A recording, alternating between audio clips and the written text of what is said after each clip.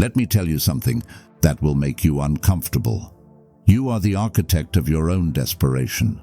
Yes, you sitting there watching this video, probably hoping for some magic formula to transform yourself into someone untouchable, unreachable, desirable.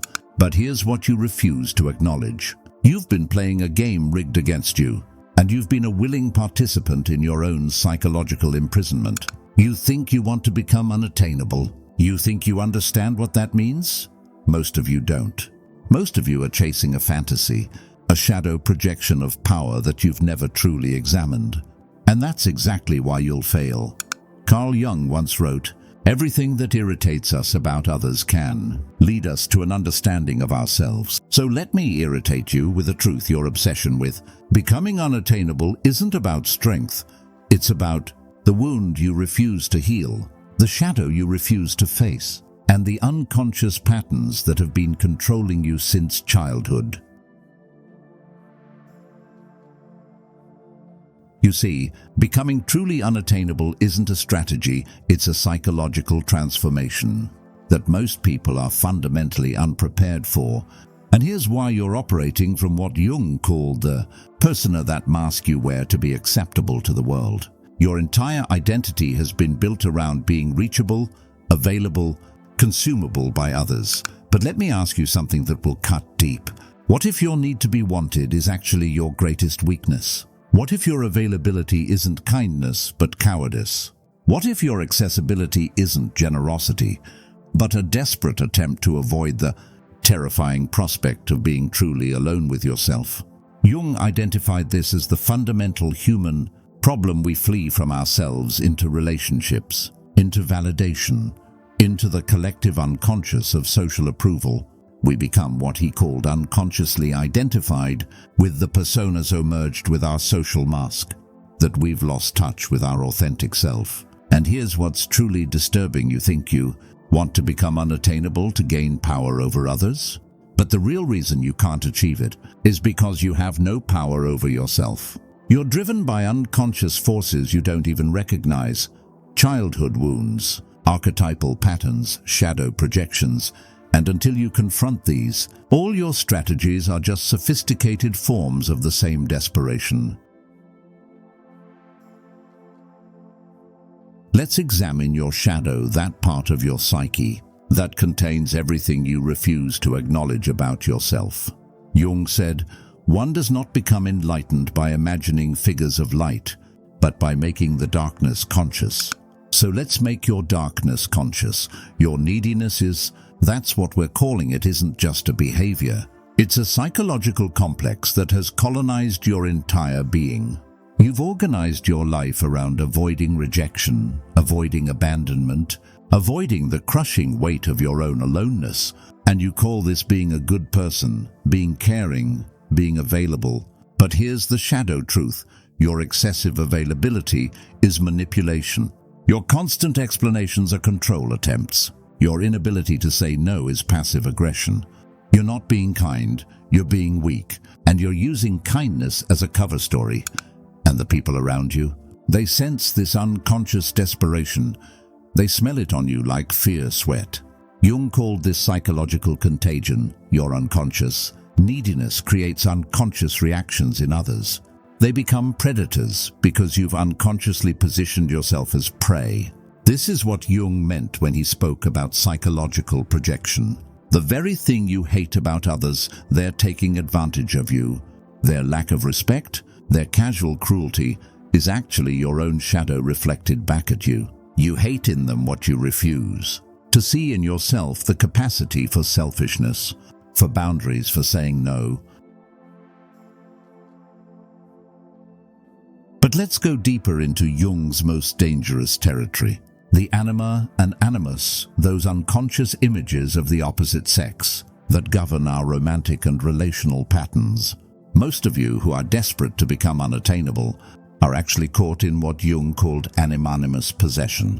For men, your anime, your unconscious feminine side, has been contaminated by your relationship with your mother, by cultural programming, by every woman who ever rejected you. You've developed what Jung called a negative anima complex. You unconsciously believe that to be loved, you must be non-threatening, accommodating, emotionally available. So you turn yourself into an emotional servant, wondering why women find you repulsive.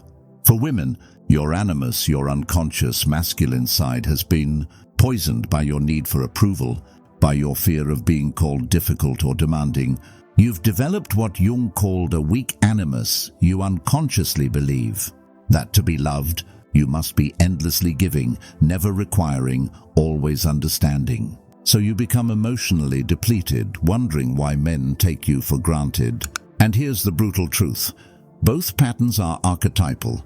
They're not personal failings, they're collective unconscious programs that have been running humanity for millennia. The nice guy and the giving woman are shadow archetypes. They appear to be light, but they're actually expressions of unconscious darkness. Jung called the process of becoming whole individuation the psychological development, where you separate from the collective unconscious and become truly yourself. But here's what terrifies most people. Individuation requires you to disappoint others. It requires you to break the psychological contracts you've made to be acceptable. Becoming unattainable isn't a dating strategy, it's individuation. It's the process of withdrawing your projections, owning your shadow, and becoming psychologically complete within yourself. But most of you aren't ready for this because it means facing what Jung called the terrible loneliness of the individual. When you truly individuate, when you become psychologically self-contained, something disturbing happens. You realize that most of your relationships were based on unconscious mutual exploitation. You were getting validation, they were getting services. You were avoiding abandonment, they were avoiding responsibility. None of it was love, it was unconscious psychological symbiosis. And this is why becoming unattainable is so psychologically dangerous. It forces you to confront the emptiness at the center of your relational life. It strips away the illusions, the mutual projections, the unconscious contracts. What remains is either authentic connection or nothing at all. Most people can't handle this void. They'd rather return to their familiar patterns of desperation than face the abyss of their own psychological aloneness. They'd rather be used than be unknown. They'd rather be needed for the wrong reasons than risk not being needed at all. But let's examine the collective dimension of this problem. Jung identified what he called the collective shadow, the repressed darkness of entire cultures. And our culture has created a collective shadow around attachment and neediness that keeps most people psychologically enslaved. We live in what Jung would call a participation, mistaken unconscious psychological fusion with collective values that prizes availability, accessibility, constant connection, social media, dating apps. The entire digital ecosystem is designed to keep you psychologically dependent, constantly seeking external validation, never comfortable with solitude. The system isn't broken, it's working exactly as designed. It needs you desperate, available, constantly consuming content and validation. Your neediness is profitable. Your psychological incompleteness drives the economy of attention. And you participate in this system because it allows you to avoid what Jung called the confrontation with the unconscious. As long as you're constantly connected, constantly available, constantly seeking external input, you never have to face the terrifying silence of your own inner world. This is why most people who try to become unattainable fail spectacularly. They're trying to use psychological techniques to avoid psychological development. They want the power of individuation without the pain of individuation. They want to be desired without becoming desirable to themselves. Jung understood that human beings are driven not by conscious choice but by unconscious archetypal forces. And the force driving your need to be available, your terror of being unattainable, is what he identified as the pure eternus, or puella aeterna, the eternal child archetype. This archetype keeps you psychologically young, dependent, always seeking the parental approval you never fully received. You mistake this childlike neediness for emotional openness. You confuse your dependency with love. You interpret your inability to be alone as proof of your capacity for connection. But Jung was clear the puerpuela must die for the adult to be born. You must psychologically kill the part of yourself that needs constant validation, that can't bear rejection, that would rather be miserable than alone. This isn't metaphorical death, it's actual psychological dismemberment of your familiar identity. And here's what makes this process so brutal. Your neediness has been your primary identity for so long that letting it go feels like dying. Who are you without your wounds? Who are you without your stories of being hurt, overlooked, undervalued? Who are you without the drama of your emotional availability being unappreciated? The answer is you don't know. And that not knowing is what Jung called the transcendent function, the psychological space where transformation becomes possible. But you have to be willing to sit in that unknowing, to bear the anxiety of not having a familiar identity to hide behind. Now let's examine your fantasy of becoming unattainable through Jung's lens of shadow projection. What you're actually projecting onto unattainable people is your own disowned power, your own capacity for selfishness, your own ability to say no. You've split the world into givers and takers, and you've unconsciously identified with the giver role while projecting all your disowned selfishness onto others. But Jung would say this is psychological immaturity. You've failed to integrate your shadow, so you project it outward and then become fascinated by it. The people you find unattainable aren't actually mysterious or powerful, they're simply integrated. They've owned their shadow. They're comfortable with their selfishness, their boundaries, their capacity to disappoint others. What you interpret as coldness is actually wholeness. And here's the psychological trap. You can't become what you haven't integrated. You can't become unattainable while you're still in shadow projection about unattainability. You're trying to become something you fundamentally misunderstand because you're viewing it through the lens of your own psychological splitting. Jung called this enantiodromia, the tendency of things to transform into their opposite.